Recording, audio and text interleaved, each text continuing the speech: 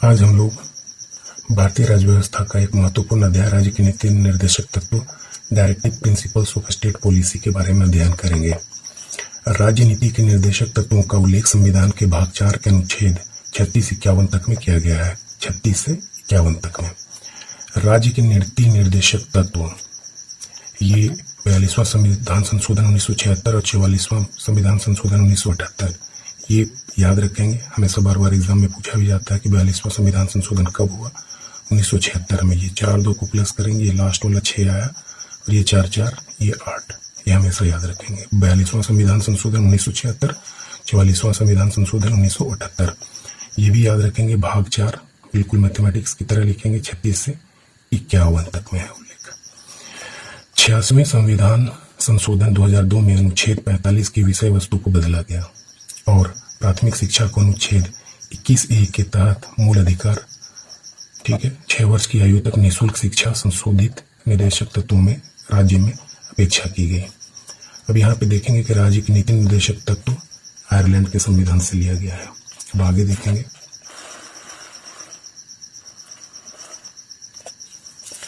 निर्देशक तत्व विधायिका और कार्यपालिका के लिए अनुदेश।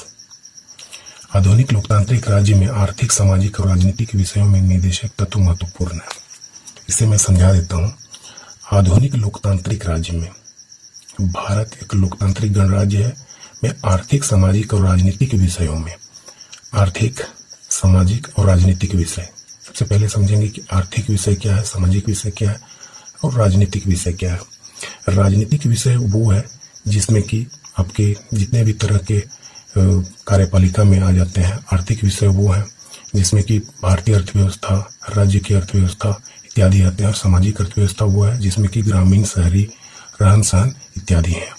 उद्देश्य देखेंगे। न्याय के मामले में उच्च आदर्श, स्वतंत्रता और समानता बनाए रखने के लिए निर्देशक तत्व बनाए गए हैं। सबसे पहले समझेंगे कि ये राज्य के नीति निर्देशक तत्व बनाए क्यों गए हैं। इसको यहाँ पे मैं आगे भी बताऊंगा।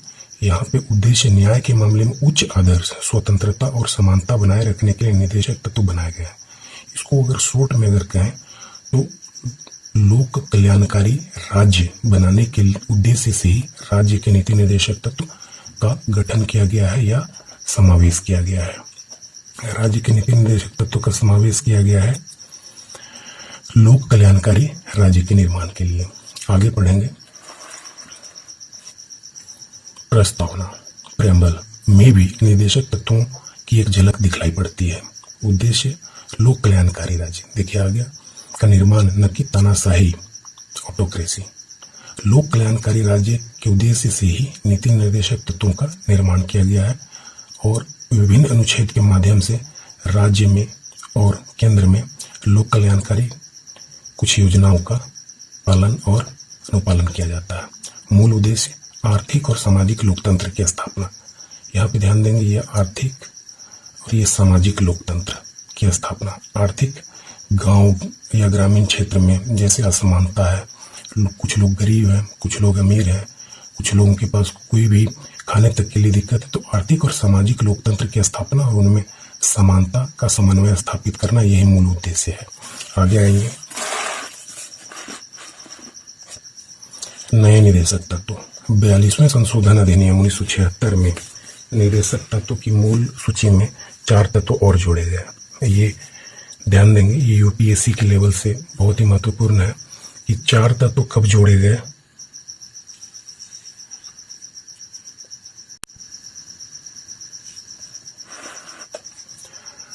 नए निर्देशक तत्व 42वें संशोधन अधिनियम 1976 में निर्देशक तत्व की मूल सूची में 4 तत्व और जोड़े गए। अनुच्छेद 39, बच्चों के स्वास्थ्य विकास के लिए अवसरों को सुरक्षित करना। बच्चों के स्वस्थ विकास के लिए अवसरों को सुरक्षित करना, अनुच्छेद 39 ये जोड़ा गया। 4 तत्व जो बाद में जोड़े गए 42वें संशोधन अधिनियम 1976 में। तो जैसे मैंने शुरू में बताया था कि 42वां संविधान संशोधन 1976 में हुआ था, उस टाइम में 42वां संशोधन अधिनियम 1976 में निर्देशक तत्व की मूल सूची में 4 तत्व और जोड़े गए। अनुच्छेद 39, अनुच्छेद 39A, 45A और 48A ये 4 अनुच्छेद जोड़े गए थे। बच्चों के स्वस्थ विकास के लिए अवसरों को सुरक्षित करना, यह अनुच्छेद 39 में उल्लेख किया गया है। प्रश्न पूछा जाएगा कि बच्चों के स्वस्थ विकास के लिए अवसरों को सुरक्षित करने से संबंधित अनुच्छेद कौन सा है? तो आपको पहचानना है अनुच्छेद 39। आप इसको सही करेंगे। अब आ जाते हैं आगे की ओर। अनुच्छेद 39A समान न्याय को बढ़ावा देने के लिए और गरीबों को मुफ्त कानूनी सलाह प्रदान करने के लिए। ये बहुत ही इंपॉर्टेंट है अनुच्छेद 39A, जो बाद में जोड़ा गया है संविधान संशोधन 1976 में, जो कि 42वां संविधान संशोधन था। इसको आप हमेशा याद रखेंगे। अनुच्छेद 39A में समान न्याय को बढ़ावा देने के लिए और गरीबों को मुफ्त कानूनी सलाह प्रदान करने के लिए ये अनुच्छेद जोड़ा गया 42वें संविधान संशोधन में। अब आगे चलते हैं अनुच्छेद 43A। अनुच्छेद 43A भी बहुत ही महत्वपूर्ण है। उद्योगों के प्रबंधन में श्रमिकों की भागीदारी सुरक्षित करने के लिए कदम। पूछा जाएगा उद्योगों के प्रबंधन में श्रमिकों की भागीदारी सुरक्षित करने से संबंधित अनुच्छेद इनमें से कौन है? अनुच्छेद 43A को आपको पहचान लेना है। अब आते हैं अनुच्छेद 48A की तरफ। ये है रक्षा और पर्यावरण को बेहतर बनाने तथा वन्य जीव की रक्षा करने के लिए। तो सबसे ज्यादा तो जो प्रश्न पूछे जाते हैं वो मान के चलिए कि इन्हीं में से उठाए जाते हैं, जो कि बाद में जोड़े गए हैं 42वें संविधान संशोधन में। और पूछे उसे मैं बाद में बताने जा रहा हूँ कि जो बार बार महत्वपूर्ण है, बार बार एग्जाम में पूछ लिए जाते हैं। तो यहाँ पर ध्यान देंगे कि अनुच्छेद 48E में रक्षा और पर्यावरण को बेहतर बनाने तथा वन्य जीव की रक्षा करने के लिए ये अनुच्छेद को ऐड किया गया है 42वें संविधान संशोधन 1976 के तहत। अब आगे आएंगे।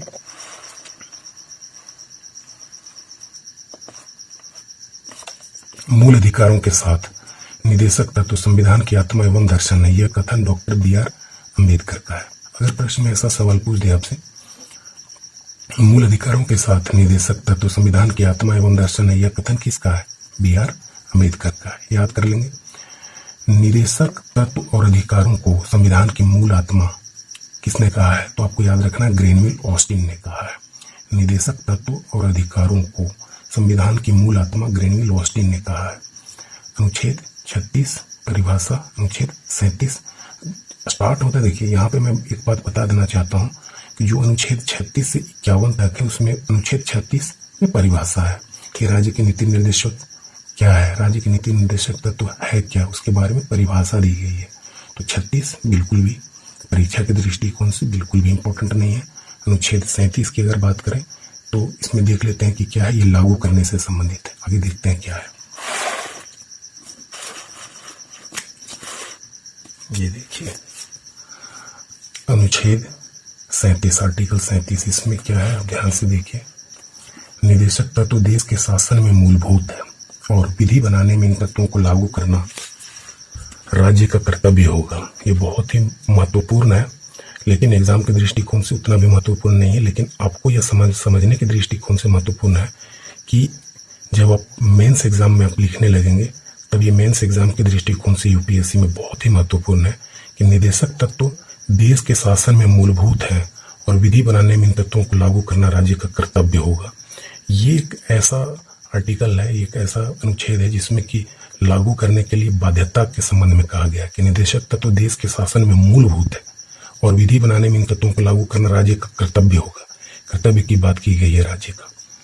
निदेशक तत्वों की प्रकृति गैर न्यायोचित है, यानी कि जब निदेशक तत्वों का हनन होने की स्थिति में न्यायालय द्वारा लागू नहीं कराया जा सकता।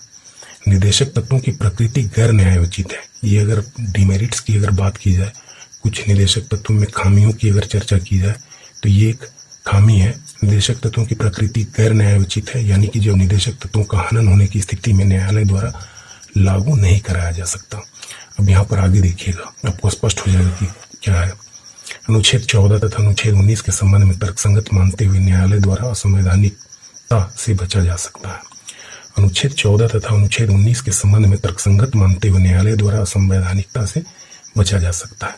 इन अनुच्छेदों के माध्यम से ये क्लियर हो चुका है। आगे चलते हैं। आर्टिकल 38 राज्य लोक कल्याण की अभिवृद्धि के लिए सामाजिक व्यवस्था बनाएगा। आर्टिकल 38 में है, 37 के बाद आपका 38 में है राज्य लोक कल्याण की अभिवृद्धि के लिए सामाजिक व्यवस्था बनाएगा। आर्टिकल 39 में है राज्य द्वारा अनुसरणीय कुछ नीति तत्व और 39 क या 39 ई में समान न्याय और निःशुल्क विधि सहायता जो गरीबों के लिए भी है। आर्टिकल 40 ग्राम पंचायतों का गठन है।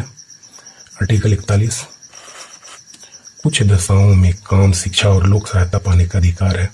आर्टिकल 42 काम की न्याय संगत और मानवोचित दशाओं का तथा प्रसूति सहायता का उपबंध है अनुच्छेद 42 में। अनुच्छेद 43 में कर्मकारों, कामगारों के लिए निर्वाह मजदूरी से संबंधित है। आर्टिकल 43A में उद्योगों के प्रबंधन में श्रमिकों की भागीदारी को सुरक्षित करने के लिए कदम, ये बहुत ही महत्वपूर्ण है।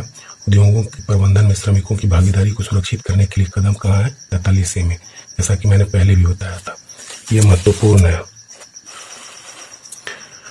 अब यहाँ पर आगे की ओर बात करते हैं। उद्योगों को प्रबंधन में श्रमिकों की भागीदारी को सुरक्षित करने के लिए कदम, ये 43A में है। अब यहाँ पर आ जाते हैं 43 का B, सहकारी समितियों को बढ़ावा।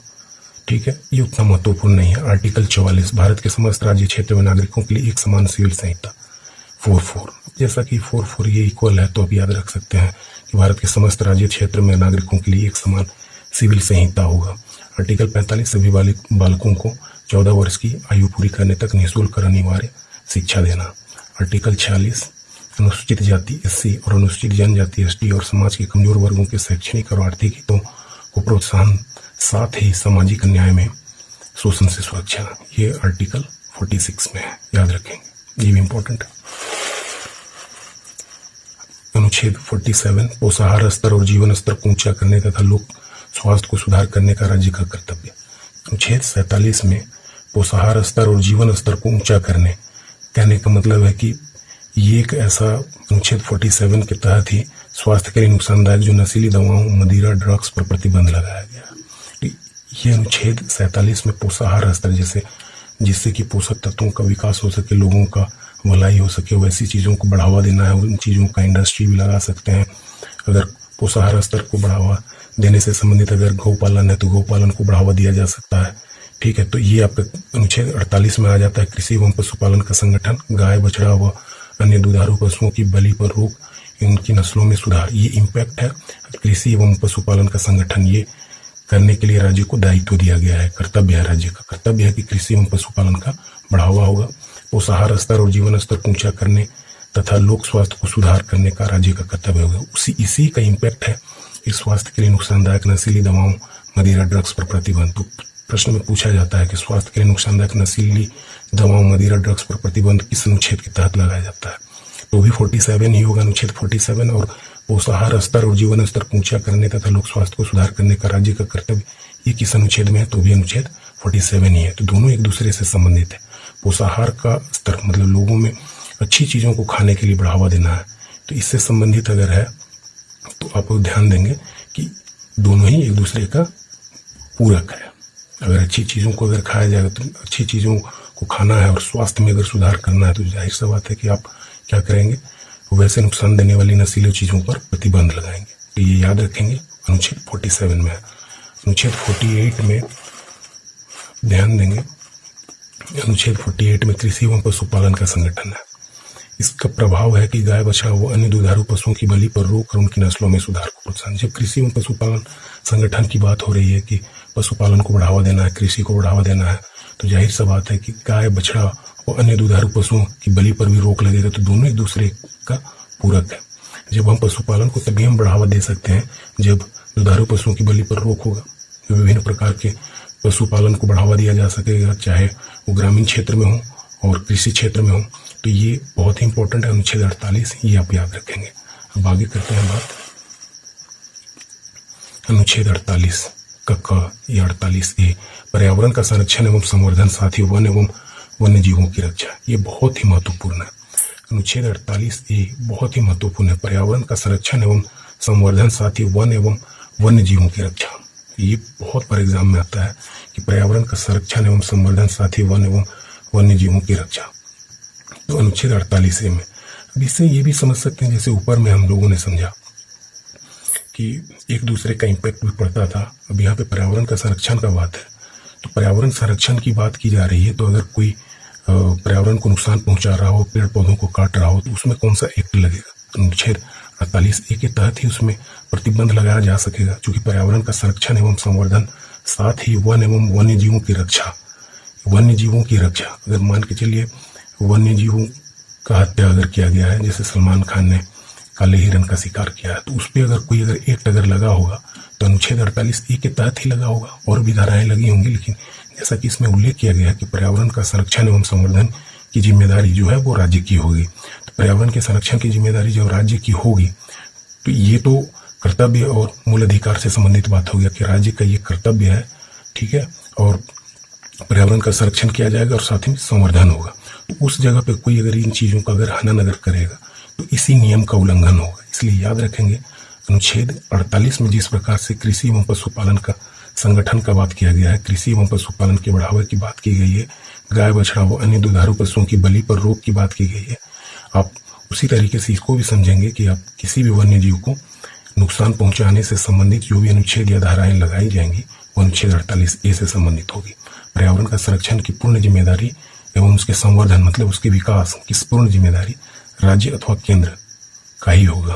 अनुच्छेद 49 देखेंगे, राष्ट्रीय महत्व के स्मारकों, स्थानों और वस्तुओं का संरक्षण। राष्ट्रीय महत्व के संस्मारकों, राष्ट्रीय महत्व के संस्मारकों इसका मतलब जिसका राष्ट्रीय स्तर पर महत्व है उन स्थानों का क्या करना है, उन स्थानों और वस्तुओं का संरक्षण की जिम्मेदारी है, ये भी राज्य का ही है। और कर्तव्य हम लोगों का भी कर्तव्य है कि हम लोग उन चीजों को नुकसान न पहुंचाए। अगर कोई इन चीजों को नुकसान पहुंचाता है, राष्ट्रीय महत्व के संस्मारकों और वस्तुओं को कोई नुकसान पहुंचाता है, तो उसमें भी अनुच्छेद 49 का ही हनन होता है, ठीक है।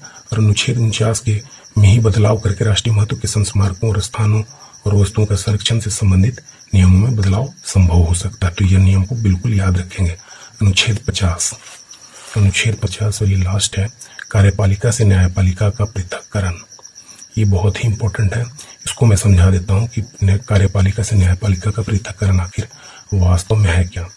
कार्यपालिका ये एक तरह से एग्जीक्यूटिव है और ये न्यायपालिका है, ठीक है।